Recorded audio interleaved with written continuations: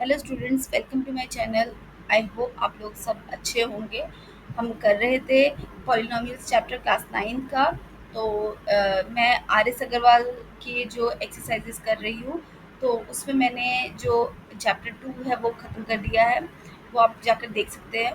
और पिछले वीडियो में मैंने डिस्कस किया था फैक्टराइजेशन ऑफ पॉलिनोमियल्स में फर्स्ट दो जो मेथड्स है, अ, वो टाइप ऑफ जो मेथड्स हम डिस्कस किए थे। पहला था आपका bye taking out the common factor and दूसरा था आपका बाय ग्रुपिंग।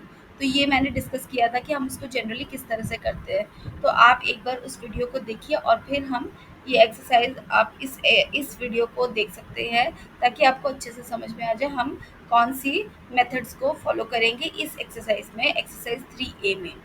ठीक है, तो शुरू करते हैं हमारा वीडियो। तो शुरू करते हैं हमारा फर्स्ट क्वेश्चन।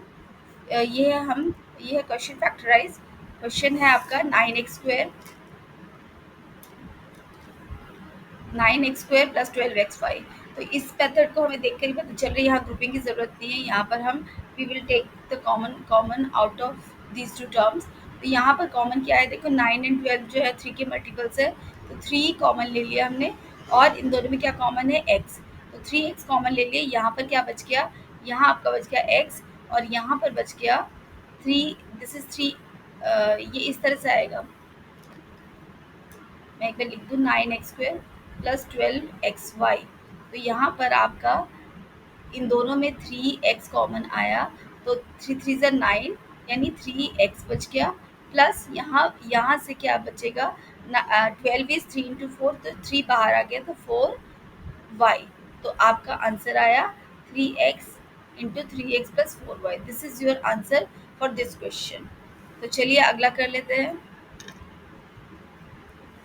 तो हमारा नेक्स्ट क्वेश्चन है, ये भी हम कॉमन फैक्टर फाइंड आउट करेंगे दोनों टर्म्स में से। तो यहाँ पर हमें दिख रहा है 18 एंड 24 जो है 3 के फैक्टर्स है, या फिर ये 6 के भी फैक्टर्स है। तो हम इसको 6 के फैक्टर्स को कॉमन ले सकते हैं। तो 6 हम कॉमन ले सकते हैं, 6 कॉमन ले लिए। 6 और क्या कॉमन है, x है। और यहाँ पर जो है आपका y भी कॉमन है इन दोनों में। ठीक है, 6xy कॉमन आ गया। तो अब देखते हैं क्या बचा हमारा। यहाँ पर 18 है, 6 3 ज़ा 18, तो ये आ गया आपका 3x माइनस। और 24 से क्या बचेगा हमें, 6 4 ज़ा 24, 4xy कॉमन ले लिए, ये आ गया आपका z। तो दिस इज योर आंसर। तो इस तरह से हम इसको करेंगे। थर्ड क्वेश्चन देख लेते हैं।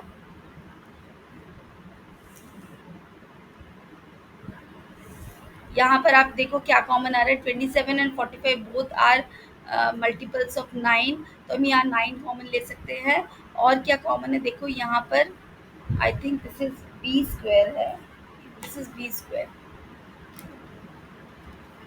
ये एक्चुअली बी स्क्वायर है, यहाँ एक मिस्टेक हुई है। ठीक है, अब इन दोनों में देखते हैं क्या कॉमन है। हम मैं लिख लेती 27a³ b³ माइनस 45a⁴b²। अब देखो इन दोनों में हम 9 कॉमन ले रहे हैं। 9 और क्या कॉमन है, जो आपकी लोएस्ट पावर हो दोनों वेरिएबल्स की। a की लोएस्ट पावर क्या है, यहाँ इन दोनों में हमें दिख रहा है 3, तो a³।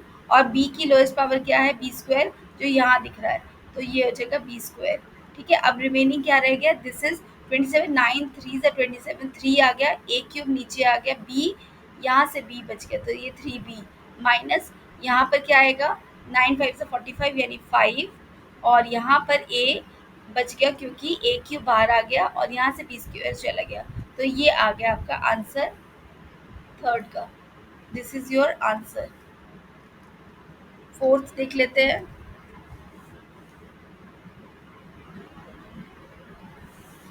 ओके, तो आपका क्वेश्चन है 2a into X plus Y minus 3b into X plus Y. तो यहाँ पर दो टर्म्स है, कौन कौन सी टर्म्स है, एक ये और एक ये। इन दोनों में हमें क्या कॉमन दिख रहा है, ओनली एक्स प्लस वाई। तो एक्स प्लस वाई को हम कॉमन ले लेते हैं और रिमेनिंग क्या रह जाएगा, यहाँ से ये बाहर आ गया, तो क्या रह गया 2a, यहाँ पर बीच में माइनस है, and X plus Y common आ गया, ये आ गया आपका 3b। तो आपका आंसर आया X plus Y into 2a minus 3b.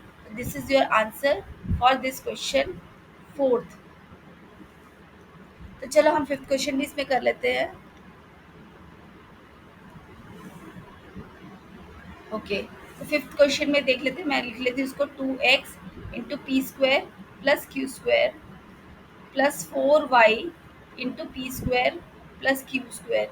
तो दो टर्म्स कौन कौन सी है, एक ये, एक ये जो ऑपरेटिव साइन है प्लस, इन दोनों के बीच में जो भी है आते हैं टर्म्स, यही टर्म्स है आपके।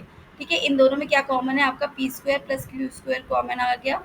ठीक है, और क्या रह गया यहाँ पर 2x, और यहाँ क्या है, दिस इज प्लस, और यहाँ क्या है 4y। क्या अभी भी कोई पॉसिबिलिटी है कॉमन लेने की? हाँ, तो देखो इसमें इन दोनों में 2 कॉमन आ रहा है, तो हम इसको ले सकते हैं 2 P square plus Q square, और यहाँ पर रह जाएगा आपका 2 कॉमन आ गया, तो x plus 2y। This is your answer for question number 5।